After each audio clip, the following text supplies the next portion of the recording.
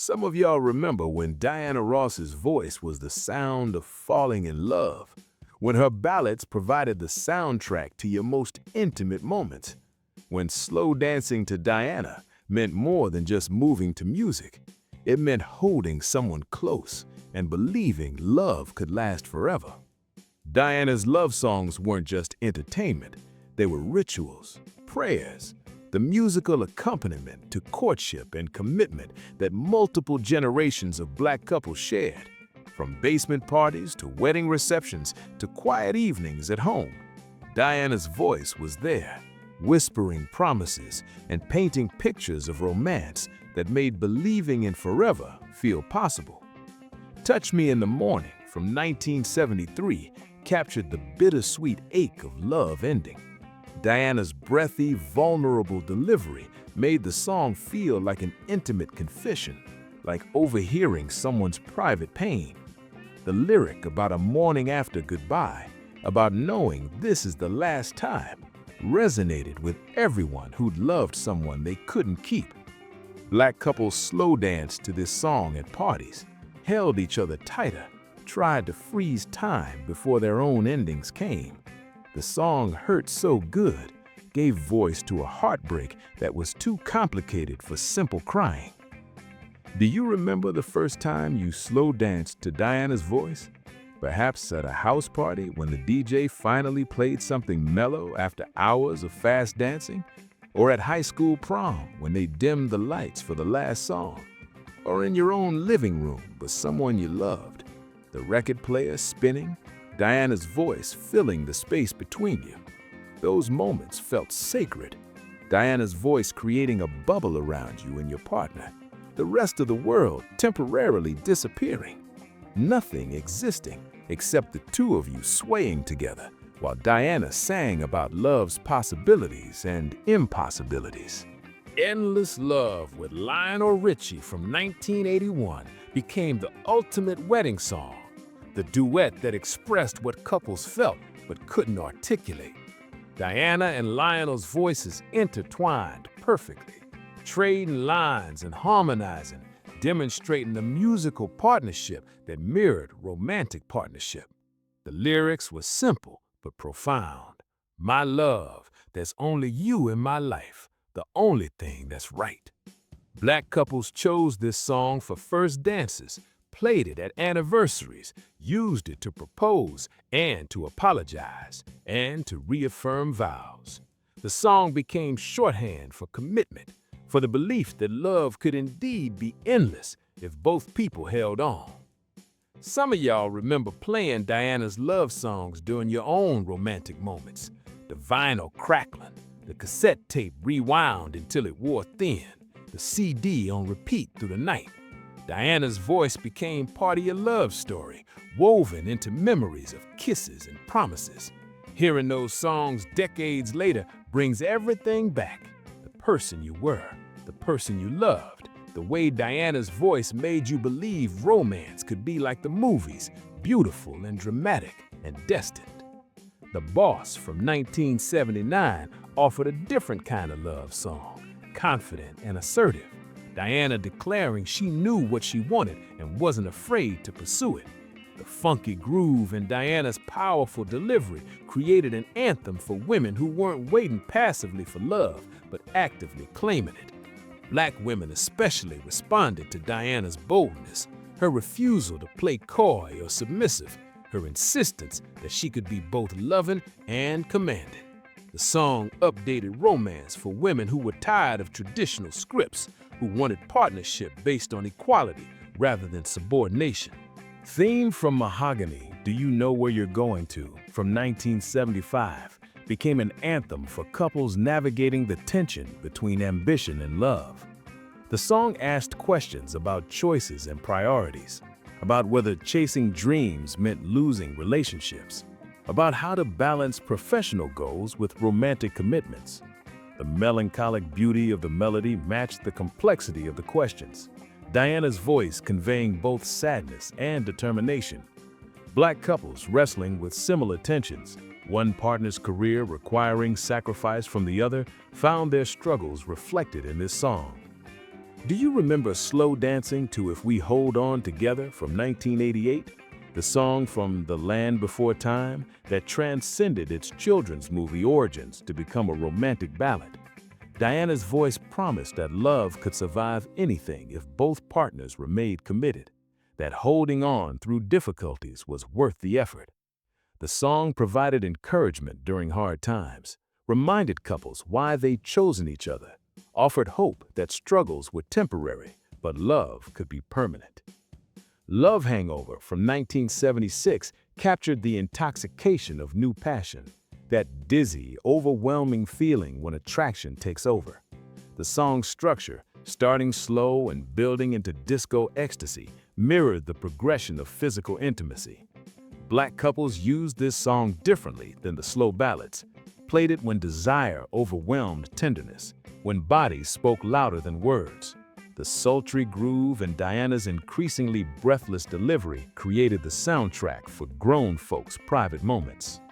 We're working on a video about the night Diana Ross introduced the world to the Jackson 5, the moment that changed music history forever. Hit subscribe so you don't miss that story. Missing You from 1984 gave voice to grief that love songs rarely addressed, the permanent loss of death rather than the temporary loss of a breakup. Diana wrote the song after losing Marvin Gaye, channeling her grief into a ballad that resonated with everyone mourning someone they'd loved. Black families played this at funerals and memorial services, the song helping them process losses too profound for regular words. Diana's voice carried both pain and acceptance, acknowledging that absence hurt while celebrating that love had existed, that missing someone proved they'd mattered. Some of y'all remember creating mixtapes for people you loved, carefully selecting Diana's songs to express feelings you couldn't say directly. You Are Everything by the Stylistics might open, followed by Diana's Remember Me from Mahogany, building to Endless Love as the centerpiece. The entire tape crafted to communicate depth of emotion through other people's words and Diana's voice. Making those mixtapes was an act of love itself. The time invested, the care in song selection, the hope that music could bridge the gap between what you felt and what you could say. Reach Out and Touch Somebody from 1970 was technically about general human connection, but Black couples claimed it as a love song anyway. Diana's encouragement to reach out, to make contact, to touch someone resonated romantically. The song played at wedding receptions when couples wanted something uplifting rather than slow. The message about making the world better through simple human connection applied to romantic relationships. Reaching out to your partner, touching them literally and emotionally, making your small corner of the world better through love. It's My Turn from 1980 gave voice to women claiming agency in relationships, declaring their right to pursue happiness even if it disrupted established patterns. The song's message about taking chances and following your heart resonated with women navigating complicated romantic situations, maybe loving someone new while technically attached to someone else, maybe choosing themselves when everyone expected self-sacrifice. Diana's confident delivery validated that sometimes love required breaking rules, that women deserved to pursue fulfillment even when it looked selfish to others. The power of Diana's love songs came partly from her voice's particular qualities, the vulnerability and intimacy, the feeling that she was singing directly to you, that she understood exactly what you felt. The breathy delivery and emotional phrasing made even simple lyrics feel profound. Diana's voice created a safe space for feeling, for being vulnerable, for believing in romance, even when real life suggested cynicism was safer. Diana's love songs reflected changing attitudes about romance across decades. The 1960s Supremes ballads like My World is Empty Without You expressed traditional romantic dependency. Women whose worlds revolved around men who couldn't imagine happiness without their partners. By the 1970s and 1980s, songs like The Boss and It's My Turn showed women with agency, making choices, claiming power in relationships. The evolution mirrored Black women's changing roles, moving from expected subservience toward demanded equality. Do you remember the specific Diana songs that defined different relationships in your life? Perhaps Touch Me in the Morning was forever connected to your first heartbreak. Endless Love belonged to the person you married. Love Hangover reminded you of a passionate affair that burned hot and fast. Diana's catalog was large enough that different songs could soundtrack different loves, each relationship getting its own musical signature with Diana's voice as the constant through all your romantic chapters. The slow dance itself was a ritual Diana's ballads perfected. The specific way you held each other during slow songs, closer than regular dancing allowed, bodies pressed together, swaying rather than really dancing. Whispered conversations possible because the tempo was manageable. Diana's ballads created permission for that intimacy, the slow tempo and romantic lyrics making close contact feel natural rather than presumptuous. Young people learned courtship through slow dances, practiced physical intimacy in a socially acceptable context, used Diana songs as cover for holding someone they wanted to know better. Some of y'all remember the transition from slow dancing at parties to playing Diana's love songs in more private settings. The progression felt natural. You slow danced at the house party, then maybe in the car with the radio playing, then eventually in someone's bedroom or living room when parents weren't home. Diana's voice was the constant companion through each stage of increasing intimacy. The songs created continuity, connected the public courtship of parties to the private intimacy of relationships. Diana's voice blessing each phase. Wedding receptions featured Diana's love songs prominently. Endless Love for first dances. Someday We'll Be Together during the cake cutting. Reach Out and Touch for the send-off. Black wedding DJs knew Diana's catalog was essential, that multiple generations needed to hear her voice at this celebration, that Diana's songs could bring everyone to the dance floor, regardless of age. The shared cultural knowledge of Diana's music created intergenerational connection. Grandparents and grandchildren recognizing the same songs, understanding the same romantic language Diana spoke. The lyrics of Diana's love songs were often simple, not particularly poetic or complex, but the simplicity worked because Diana's delivery added layers of meaning. A straightforward line like "Remember Me" became profound when Diana sang it, her voice conveying all the longing and hope and sadness the simple words contained. The emotional intelligence in Diana's phrasing, the way she emphasized certain words and softened others, transformed lyrics that might seem banal on paper into devastating emotional experiences when sung.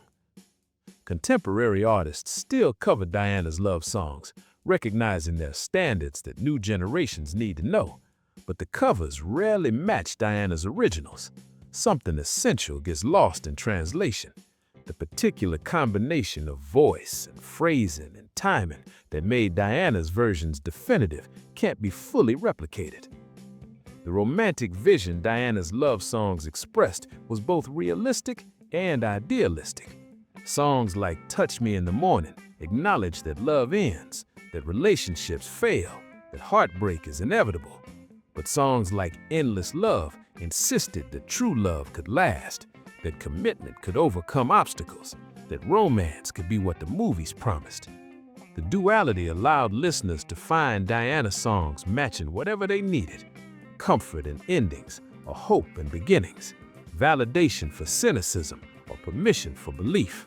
The cultural significance of Diana's love songs in Black America extends beyond just their romantic content. These songs created a shared language, ways of expressing feelings that transcended individual articulation. Saying, "This is our song," and it being a Diana Ross love song communicated specific things about your relationship, about value and romance, about connecting to a broader Black cultural tradition, about seeing your love is worthy of beautiful music and dramatic feeling. Do you remember teaching younger generations about Diana's love songs, playing them for your children, explaining what the songs meant to you and your generation, hoping they'd understand why Diana's voice mattered so much to their parents' and grandparents' romantic lives? The intergenerational transmission of Diana's music kept it alive, created continuity where younger people inherited not just songs, but the romantic values and emotional vocabulary the songs represented. Diana's love songs also functioned as relationship maintenance. Couples played them to remind each other why they'd chosen each other, to rekindle feelings that daily life's grind had dulled, to create a romantic atmosphere when spontaneity was difficult. The songs became tools deliberately deployed to shift the mood, to say, "I still love you," when the words felt awkward or insufficient. Diana's voice did emotional work that couples couldn't always do themselves. Some of y'all remember the pain when Diana's love songs became connected to relationships that ended. Songs that had been yours as a couple became landmines. Hearing them brought back memories you were trying to forget. Diana's voice triggering grief you tried to move past. Eventually, maybe years later, you could reclaim the songs, separate them from specific people, appreciate them as beautiful music rather than artifacts of failed love. But the reclamation took time, proved how deeply Diana's songs had been woven into your romantic life. The question of which Diana love song is the greatest generates passionate debates. Some argue for endless love based on cultural impact and wedding ubiquity. Others champion Touch Me in the Morning for emotional depth and vocal performance. Ain't No Mountain High Enough gets votes, despite being more about devotion than romance specifically. The lack of consensus proves Diana's catalog's richness, that multiple songs could legitimately claim the crown, that different songs speak to different people and different kinds of love. What are your Diana love song memories? Which song soundtracked your most important romantic moments? Do you remember slow dancing to Diana, or making mixtapes with her songs, or choosing Diana for your wedding? Drop your memories in the comments. Tell us which Diana love song means the most to you, which romantic moments Diana's voice accompanied, how her music shaped your understanding of what love could be. Hit that like button if Diana's love songs have been your romantic soundtrack, if her voice still makes you remember specific people and moments. If you understand that Diana didn't just sing about love, she taught us how to feel it, express it, survive losing it and finding it again. And if you want to help us preserve these stories about music that shaped our romantic lives, about songs that taught generations how to love, about artists whose voices accompanied our most intimate moments, please subscribe. These stories matter because they're more than just entertainment. They're about how culture shapes emotion, how music gives us a language for feelings, how Diana Ross became part of how Black America understood and expressed love. Subscribe so we can keep honoring these essential truths.